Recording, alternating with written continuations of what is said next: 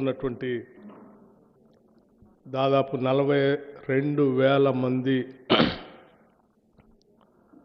Permanent ఉద్యోగస్తుల్ని, ఇంకో 30,000 మందికి సంబంధించినటువంటి అవుట్సోర్సింగ్తో పనిచేస్తున్నటువంటి ఉద్యోగస్తులు మానసిక స్థైర్యాన్ని, మొరల్ని దెబ్బతీసేటట్టుగా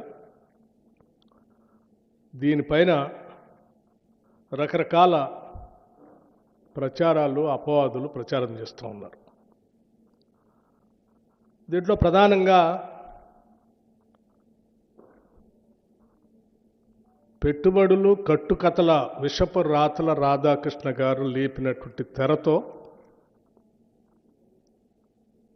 ఈ కథనాలన్నీ మొదలైనవి.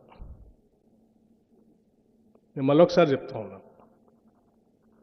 పెట్టుబడులు, కట్టుకథలు, విషపు రాతల రాధాకృష్ణ గారి తొలి పలుకులనే పేరుతో మొదలైనటువంటి కథనాలన్నీ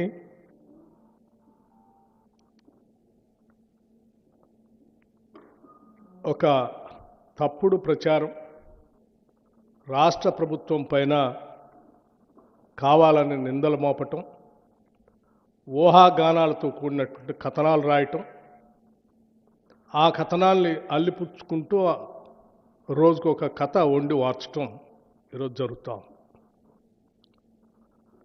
నిజంగా నాకు ఈ రాష్ట్ర ఉప ముఖ్యమంత్రిగా ఈ ప్రజల యొక్క సంక్షేమాన్ని, పాలనని, ముఖ్యంగా సింగరేణి సంబంధించిన ఆస్తుల్ని కాపాడాల్సినటువంటి వ్యక్తిగా వీటన్నిటిని చూస్తూ ఉంటే ఏ రాబందులు, ఏ గద్దలు, ఏ దోపిడీదారుల ప్రయోజనాల కోసమో ఈ కథనాలన్నీ వస్తున్నట్టుగా కనిపిస్తూ ఉన్నాయి. చిన్నప్పుడు నేను ఎక్కడో వినేవాడిని, ఏ నినాదం వెనక ఎవరి ప్రయోజనాలు దాగున్నాయో అని. ఏ నినాదం వెనక ఎవరి ప్రయోజనాలు దాగున్నాయో అని. ఈ తొలి పలుకుల రాతల వెనక ఎవరి ప్రయోజనాలు దాగున్నాయో నాకు తెలియదు, కానీ ఇటువంటి రాతలతో తెలంగాణ సంబంధించినటువంటి అతిపెద్ద ప్రభుత్వ రంగ సంస్థ పైన నిందలు మోపే క్రమంలో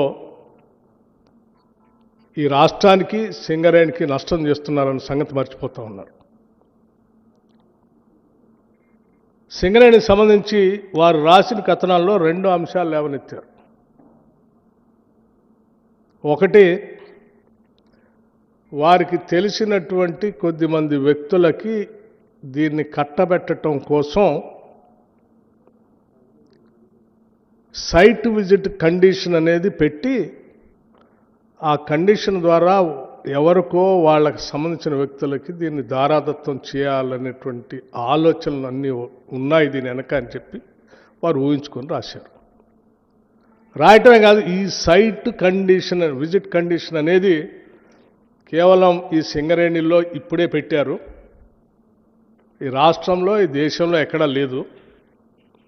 కేవలం వారు అనుకున్నటువంటి వారి వ్యక్తులకు ఇవ్వటం కోసమే ఈ కండిషన్ పెట్టి ఈ కార్యక్రమం అంతా సింగరేణిని దోషిపెట్టడం కోసం ప్రయత్నం చేస్తున్నారని ఒక దాని చుట్టే తిప్పారు. వారు రాయటమే ఆలస్యం. ఇంకో ఆయన లేఖ రాసిండు, ఇంకో ఆయన లేఖ రాయటమే ఆలస్యం, ఇంకో ఆయన ఆ నుంచి వచ్చేసి. అసలు ఏంటి మీ ముగ్గురు సంబంధం? రైట్, సరే, రాధాకృష్ణ గారు సైట్ విజిట్ కండిషన్ అనేది సింగరేణిలో మొట్టమొదటిసారి బట్టి విక్రమార్క ఉప ముఖ్యమంత్రి అయిన తర్వాతనే ఆయనకు కావలసినటువంటి వాళ్ళకి అందించడం కోసం, పెట్టడం కోసం ఇది పెట్టాడు అని సరే నువ్వు ఊహించిందంతా రాసుకున్నావు, పర్వాలేదు. నేను ఎమ్మటే ఖండించాను.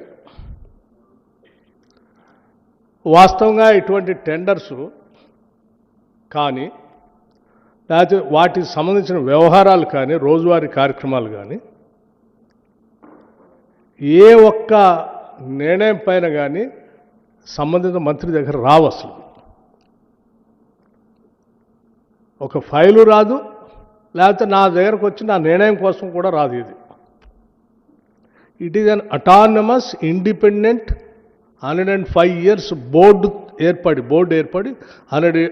105 yearsతో నడుస్తున్నటువంటి ఒక అటానమస్ సంస్థ.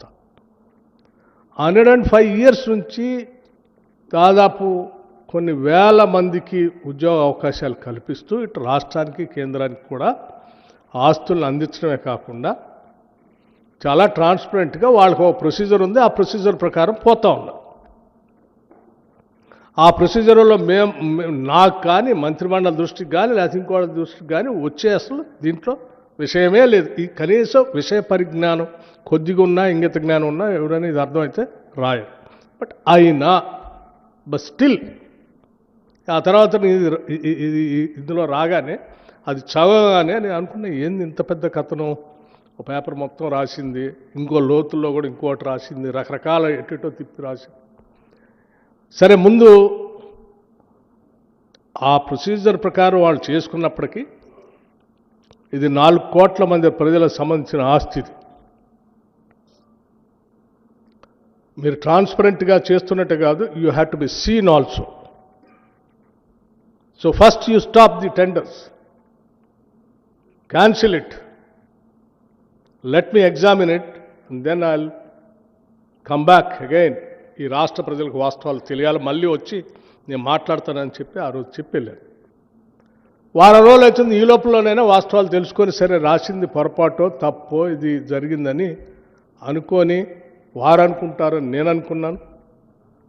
వారు రాసిన దాని మీద లేఖ రాసిన వాళ్ళు వాళ్ళకైనా సరే గతంలో అనేక సంవత్సరాలు మంత్రులుగా పనిచేశారు కాబట్టి వాళ్ళకైనా తెలుసని వాళ్ళైనా మార్చుకుంటారనుకున్నాను.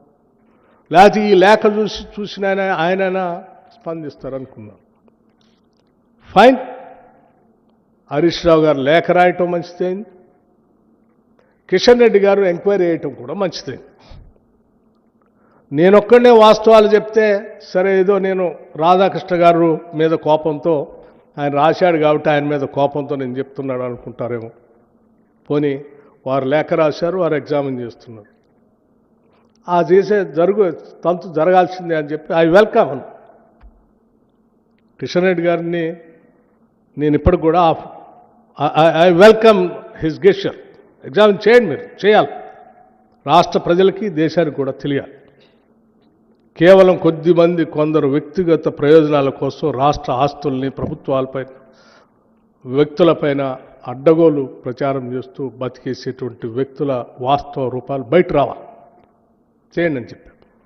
చేయండి అని చెప్పడం కాబట్టి నేను కూడా కొంత ఎక్సర్సైజ్ చేసి ఆ ఎక్సర్సైజ్ సంబంధించినటువంటి కాగితాలన్నీ ఈరోజు రాష్ట్ర ప్రజలకి మీ ద్వారా తెలియజెప్పటమే కాకుండా నేను ఇక్కడ చెప్పడం కాదు, మీ అందరికి కూడా ఒక్కో సెట్ ఇస్తాను.